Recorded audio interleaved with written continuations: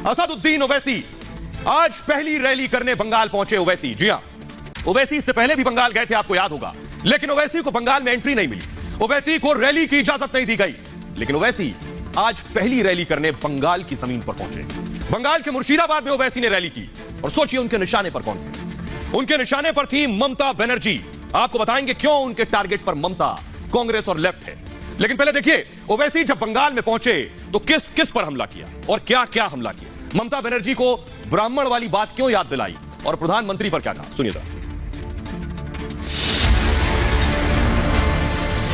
চোরকে বলে চুরি করতে, গৃহস্থকে বলে সজাগ থাকতে।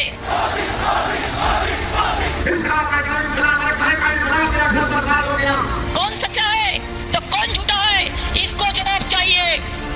बंग युद्ध में ओवैसी की दस्तक। मैं शुक्रिया अदा करता हूँ मैडम चीफ मिनिस्टर का कि दूल्हे के आने से पहले उन्होंने दूल्हे के बारे में बात करना शुरू किया, क्योंकि मुझे मालूम है कि आपके दिमाग में असदुद्दीन ओवैसी आपको दर्द पहुंचा, इसलिए ममता बनर्जी बोल रही है। भाईजान के निशाने पर दीदी कि ममता बनर्जी इस इलेक्शन में आकर कहती है कि मैं हिंदू ब्राह्मण हूं, कहा था नहीं कहा था। बंगाल के एम फैक्टर पर ओवैसी की नजर। क्या सिराजुद्दौला भी गद्दार थे? मोदी जी बताओ आप, क्या सिराजुद्दौला जो जंग लड़े अंग्रेजों के खिलाफ, क्या करो गद्दार है। मेरे अजीज दोस्तों और दोस्तों, ये बीजेपी का असली चेहरा है। पूरे मुल्क में इतनी नफरत बीजेपी भरती। असदुद्दीन ओवैसी बंगाल के दंगल में उतर चुके हैं। पश्चिम बंगाल के मुर्शिदाबाद में ओवैसी ने पहली रैली को संबोधित किया तो उनके निशाने पर ममता से लेकर मोदी और लेफ्ट से लेकर कांग्रेस तक सभी थे। ये लेफ्ट के लोग बर्बाद कर दिए पूरे बंगाल के मुस्लिम अकलियतों को। अगर आज बंगाल में मुसलमान परेशान हैं तो लेफ्ट की वजह से इन्होंने बर्बाद कर दिया। इंकलाब आएगा, इंकलाब आएगा, कहेगा इंकलाब, मेरा घर बर्बाद हो गया, मेरे बच्चे को नौकरी नहीं मिली, मेरे घर में तलाक नहीं है और तुम इंकलाब की बातें करते हो।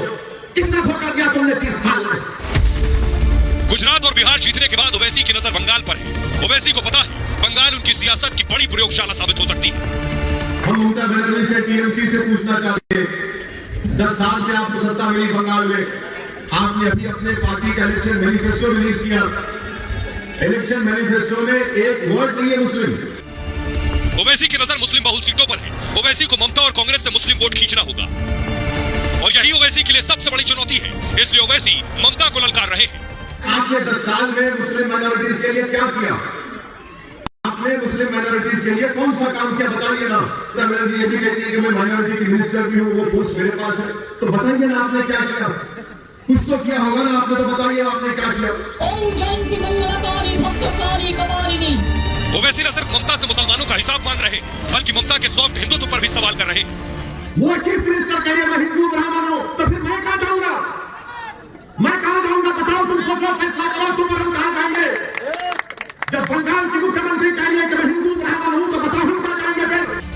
तो भाईजान बंगाल के चुनाव में लड़ने के लिए कमर कस चुके हैं। बस देखना यह है कि किसका खेला बनाएंगे और किसका बिगाड़ेंगे। ये रात लंबी होने वाली है, मैं बार बार कह रहा हूँ, इस रात, ये रात बड़ी लंबी रहने वाली है, याद रखो। अगर तुम इन तमाम सियासी पार्टियों पर भरोसा करोगे तो याद रखो नुकसान उठाओगे। तो आप सुन रहे थे असदुद्दीन ओवैसी को जो कह रहे हैं, याद रखो ये रात कभी खत्म नहीं होगी। ये रात दरअसल संबोधित कर रहे थे बंगाल के मुसलमानों को कि उनकी जिंदगी में रोशनी नहीं आई, चाहे हुकूमत किसी ने की हो, लेकिन इसीलिए ओवैसी के टारगेट पर मुसलमान। आइए आपको सीधा दिखाते हैं कि आखिर क्या वजह है कि बंगाल में भाईजान उतर चुके हैं। दरअसल यह है बंगाल का एम फैक्टर। हम आपको बताने जा रहे हैं बंगाल की स्थिति क्या है। बंगाल में दरअसल 294 विधानसभा सीटें, जल्दी से आपको बताएंगे। 294 विधानसभा सीटों में से 98 सीटों पर मुस्लिम 30% से ज्यादा हैं और 70 से 100 सीटों पर मुस्लिम वोट बैंक का प्रभाव है, जो कि प्रयोगशाला है असदुद्दीन ओवैसी की। और बंगाल जीतने के लिए चाहिए 148 सीटें। तो आप समझिए, मुस्लिम बहुल 70 से 100 सीटें और सरकार बनाने के लिए चाहिए 148 सीटें। इसलिए भाईजान पहुंचे हैं पश्चिम बंगाल। लेकिन आपको हम एक दिलचस्प बात बताते हैं और लोगों को सुनवाते हैं कि बंगाल का मुसलमान क्या कह रहा है। ओवैसी भले ही बंगाल चले गए हो, लेकिन बंगाल का मुसलमान ओवैसी को जानता भी है, पहचानता भी है, कभी ओवैसी को सुना भी है, कभी देखा और परखा भी है। सुनिए जरा बंगाल का मुसलमान ओवैसी के बारे में क्या कह रहा है। से जानते हैं कि आखिर किस तरीके से ये ओवैसी को पसंद करते हैं या फिर नहीं करते और किन मुद्दों को लेकर के ओवैसी को वोट कर सकते हैं। हम उसको सपोर्ट करेंगे इंशाल्लाह। मतलब किन मुद्दों को लेकर के सपोर्ट करेंगे? हम लोग उसको सपोर्ट करेंगे, उसका काम या तो या बात उसको अच्छे लगते हैं। वो जो बात करता है हक बात बोलते हैं। उससे मुलाकात नहीं हो, उसको न्यूज पर देखें, उसको बगैर मुलाकात बगैर काम देखे भी आप वोट देने के लिए तैयार है ओवैसी को? जी जी जी जी जी पहले उसको काम देखेगा, उसका बाद उसका साथ हम लोग साथ देगा।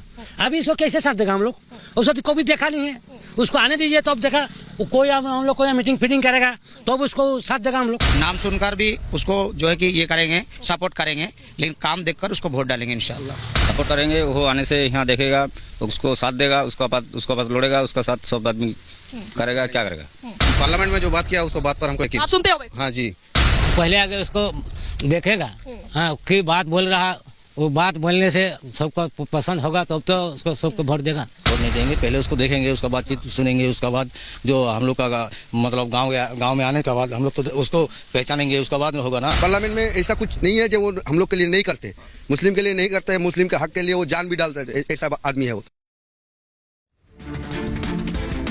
और यहीं से शुरू होती है सारी लड़ाई। जी हां, ओवैसी के चाहने वालों को सुन लिया आपने, लेकिन अकेले ओवैसी नहीं है इस 30% की लड़ाई में, पीरजादा भी हैं।